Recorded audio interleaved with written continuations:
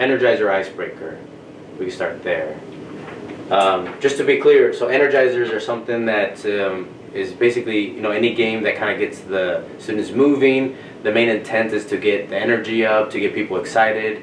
Doesn't have to have a lot of interaction between individuals, like where they're actually talking to each other, getting to know each other. It can, but it doesn't have to.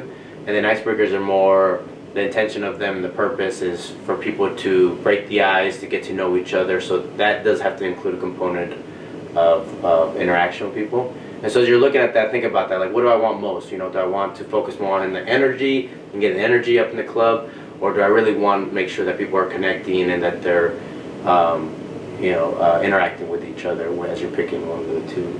Yeah, I think if you have, you could also do an energizer. I mean, usually it happens at the beginning, right? But it could also be kind of strategically placed throughout the lesson, right? Or like there might be certain times when you feel kind of a lull, and if you have like a couple energizers just sort of in your back pocket that you can pull from, right? I think of the finger one, right? Yeah, we've all done that one. We put your finger in your neighbor's hand and then try and grab it. It takes 3 minutes, but it gets people awake. It just and so that might not be something you do at the very beginning. That might be something you save for in the middle of a presentation when you notice kind of a lull, you notice people start to get a little tired or something. Yeah. So that's a very good tip actually. Yeah, you're right. Like you should always have an energizer in your back pocket, 1 or 2. Yeah. Just in case like you ever are, because you use it all the time. Like when you need a boost, you can do something quick, or even the 5-second shake down. Right. Those are very, very useful to get the energy back up and people kind of engaged. Is there, so obviously you guys are going to have resources I'm going to give you guys for the icebreakers and the energizers. What's the best way that they can prepare for those? Like you know, once they know the instructions and how to run it. I mean, my suggestion would be that I call it the rule of 3. Like if you practice it at least 3 times, you know, you'll probably have it to a point where it's presentable, or something like it's gonna be pretty good. Yeah.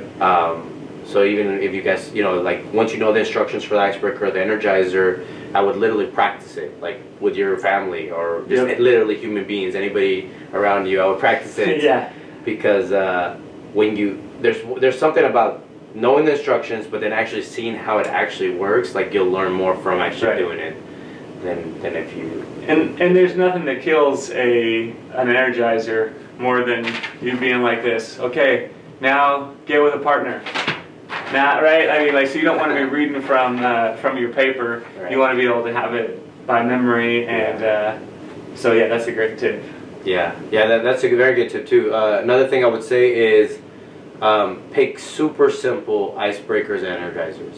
Like literally, like things that you don't have to describe a lot. Like they're so simple. Yeah. Because once you start getting complicated and it starts losing the momentum. I think that's what it is, right? Yeah. Like when there's so much instructions and there's a lot longer time between when they actually get to play and engage versus when you're starting the instructions, like you start losing some students, and so watch out for that. Like if you notice when you're practicing that it's taking you a lot to describe and for students to get the game or the energizer or the icebreaker, then I would say like go to another one. You know, that's just super simple, especially since you guys are kind of starting out.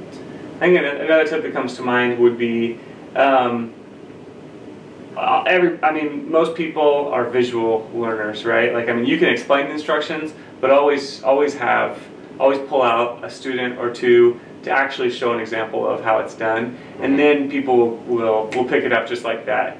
So just make sure you're always doing a short example of the game before you actually start it, rather than just relying on instructions. Very good. Yeah, so energizer icebreakers, literally, 10 to 15 minutes, 15 at the most, mainly about 10 minutes. Is there anything else? I mean, you guys know, like, the power of music, right? Picking out and like intentionally picking out songs that are gonna bring up that energy level too. That always is a huge factor. is the music that you're playing too. So think through those kind of things too. So those some of those small details which seem insignificant. They seem like you could leave them or take them. They're actually essential. Each component. So really thinking through those things. I also like to.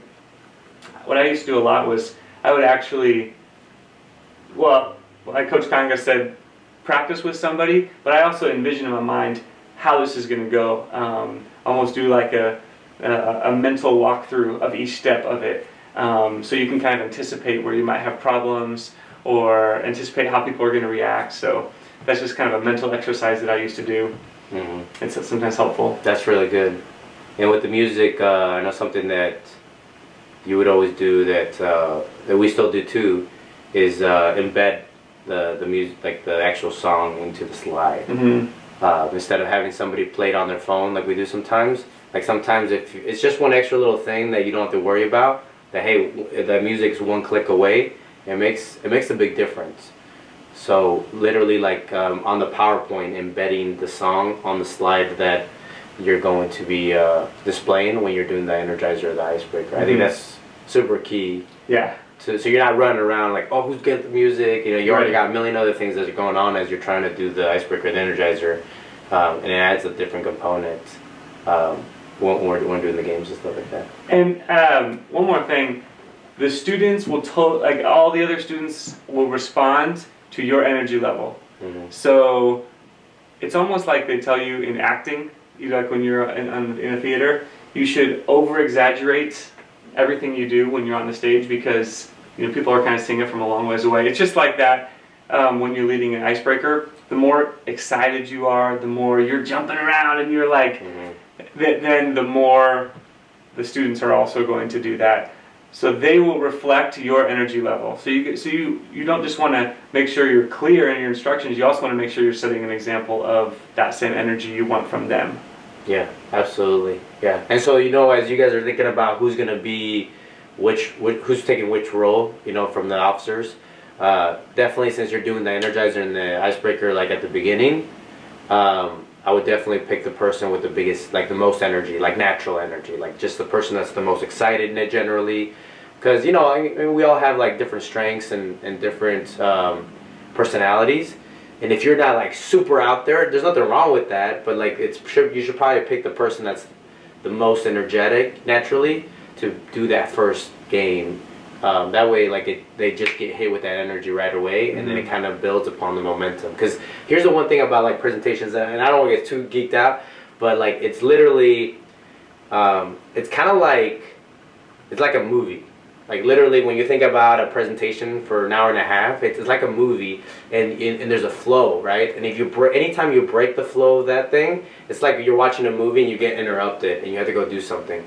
Well, if you get interrupted multiple times, the movie's still cool, right? Like if it's a good movie, but I think it loses, right? Like it loses its flow. And so when you have a continuous flowing movie where you're just there and you engage, and the movie's actually really good, the quality of the movie is really good, then I think you feel like you get more out of it, right? Yeah. So the more you could be kind of put, like high energy at the beginning, and then that builds upon each other, and then the presentation maybe a little bit lower energy, and then kind of so think about it as what's the flow, right? When am I going to lose energy, and how can I embed different like energizers and different things that I know students are going to need to re-engage with the movie or the presentation. Yeah.